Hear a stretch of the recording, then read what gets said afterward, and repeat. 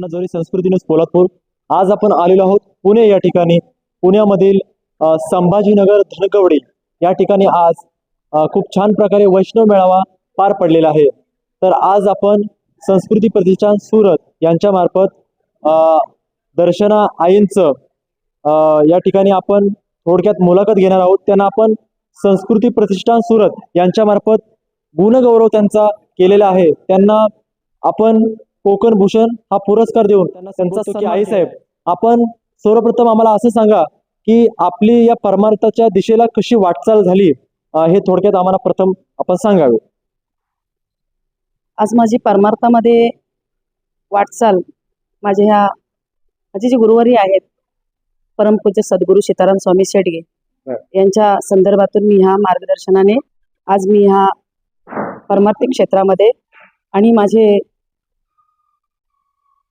वडील म्हणजे आज ते कैलाशवासी आहेत रघुनाथ गंगाराम कदम यांच्या साह्याने आणि माझे मातोश्री गीता रघुनाथ कदम आणि बाकीचे सगळे सहाय्यकारी आणि आज ह्या संस्कृती संस्थांमध्ये जे गुरुवारी आहेत संतोष महाबळे, आज त्यांची माझी ओळख आज ते मला मातृतुल्य म्हणजे मातृ म्हणून एक सदैव मला आवाज देत असतात ते।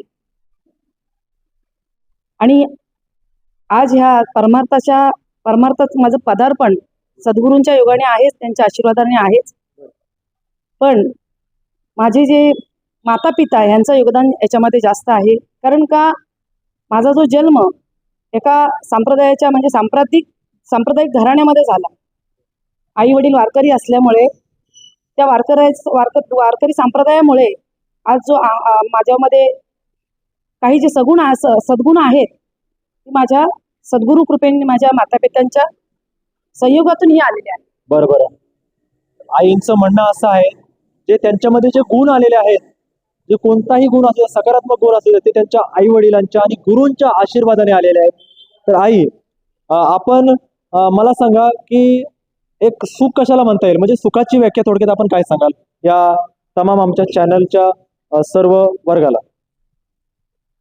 आता सुख म्हटल्यानंतर बघा, सुख ही व्याख्या आज आपण हे परमार्थामध्ये अनुभवतो। सुख जर अनुभवायचं असेल तर भगवंताजवळ जावं लागतं आणि भगवंताजवळ जाण्यासाठी आपल्याला सोपा मार्ग करून देतात सद्गुरू। आणि त्यानंतर आपण आपलं हे जीवन बाहेर संसारामध्ये व्यतीत करत असतो, पण खरा परमार्थ आता बाहेर डीजे वाजतोय तिथे आपल्याला क्षणिक सुख मिळतं, पण ज्या वेळेला आपण ह्या परमार्थामध्ये येतो आणि इथे जेव्हा हरिनामाच्या योगातून आपण हे सुख सोयी पाहतो किंवा हरिनामाच्या योगातून आपण इथे नाचतो गातो, ते खरं सुख आहे।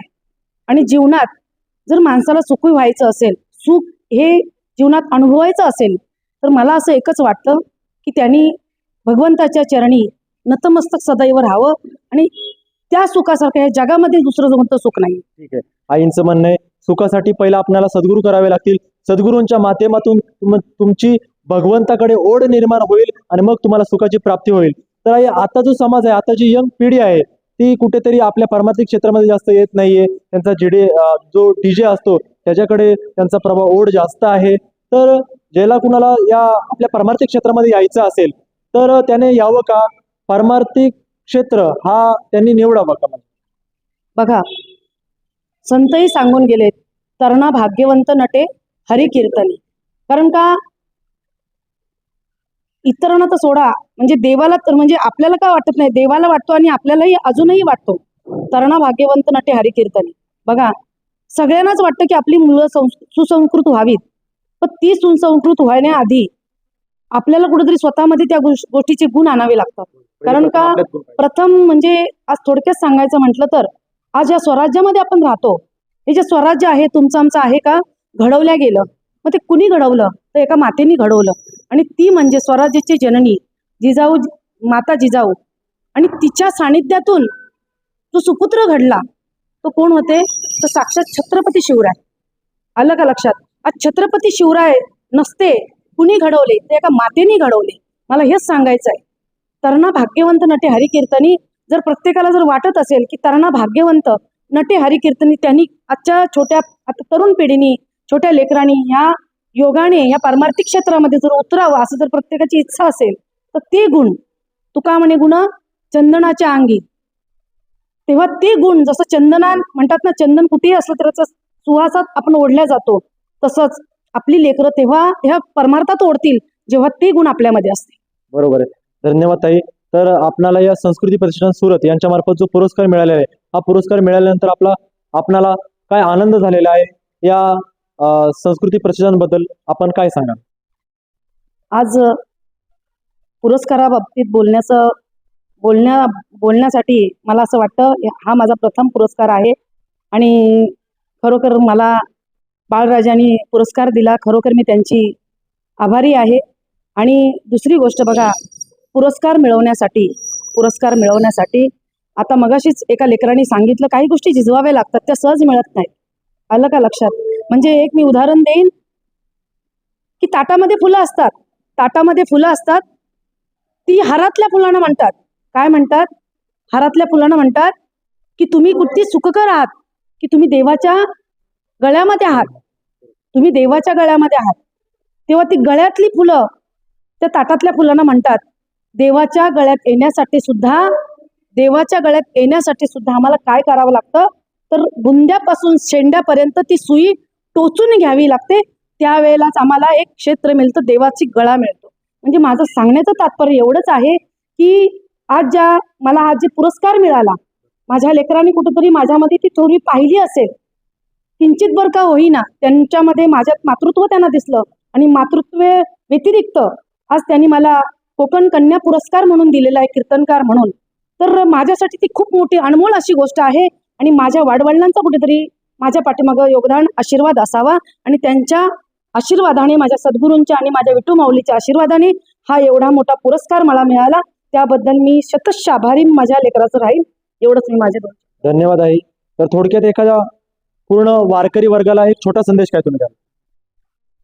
वारकरी वर्गाला छोटासा संदेश द्यायचं म्हटलं तर बघा, आज मला असं वाटतं आताच्या ह्या युगामध्ये, ह्या पिढीमध्ये आपण पाहतोय सगळ्याच गोष्टी सहज मिळवत नाही आहेत.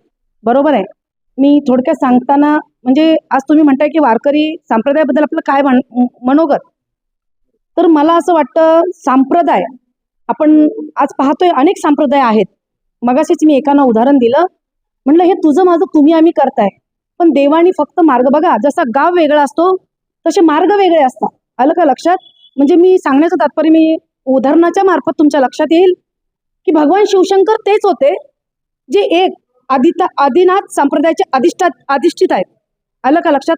त्यांच्यात मार्फत ते अधिष्ठान आज समाजाला प्राप्त झालं, म्हणजे आदिनाथ संप्रदाय शिवशंकरांपासून चालत आलं. तसं अजून एक गोष्ट मी सांगेन, जसं आदिनाथ संप्रदाय शिवशंकरांपासून चालत आला, तसंच दुसरं उदाहरण असं आहे की पंढरीचा पहिला वारकरी म्हणून शिवशंकरच आहेत ना. मग आज वारकरी संप्रदाय जो आहे तो म्हणजे दुजाभाव आहे का त्याच्यामध्ये? हा दुजाभाव कोणी केला? आपण करतोय. हा दुजाभाव नसून हा एक मेळावा आहे, जसा आज संत मेळावा. आणि खरोखर बघा, आज माझ्या पाठीमागे विठू माऊली आहे, विठू माझा लेकरूवाळा संगे गोपाळांचा मेळा. जर विठूनी जर त्याची लेकरं वेगळी मानली नाहीत तर आपण या परमार्थ क्षेत्रामध्ये तुझं माझं करून परमार्थ क्षेत्र आपल्याला परमार्थ क्षेत्राजवळ कसं जाता येईल, एवढंच मला वाटतं. प्रत्येकाने ही गोष्ट शिकावी. मला एकच सांगावं वाटतं की जसं मी आता बोलली ना की विठू माझा लेकरूवाला, भगवंताने जात पात लहान थोर काही पाहिलं नाही, फक्त भगवंतानी एकच वेचलं की तुमच्या जीवनाची सोडवणूक करा. आणि प्रत्येकाला वाटत असेल 84 लक्ष येऊन फिरून जन्मा येतो प्राणी, नरदेया येऊन हानी केली, ही हानी व्हावी अशी तुम्हाला जर वाटत नसेल तर तुम्ही एवढंच करा, भगवंताच्या आणि संतांच्या साह्याने आपल्याला हा मार्ग मिळालाय, देह मिळाला देवाच्या कार्यासाठी, तो कुठेतरी सफळ व्हावा. आणि जो सफळ व्हावा असं वाटत असेल तर प्रत्येकाने हा मार्ग म्हणजे कोण, तर परमार्थिक क्षेत्र स्वीकारावं, एवढीच माझी इच्छा आहे. खूप खूप धन्यवाद आई. आपल्याला खूप छान प्रकारे आईंनी मार्गदर्शन केलेलं आहे की या परमार्थिक क्षेत्रामध्ये तरुण पिढीने आलं पाहिजे. तर आईंना आम्ही पुढील वाटचालीस आमच्या संस्कृती प्रतिष्ठान सुरत यांच्या मार्फत खूप साऱ्या शुभेच्छा देतो आणि त्या दीर्घ आयुष्य व्हाव्यात ही सुद्धा भगवंता पांडुरंगाच्या चरणी करुणा भागतो. आणि मी संतोष महाबळेंसह संस्कृती न्यूज कोल्हापूर.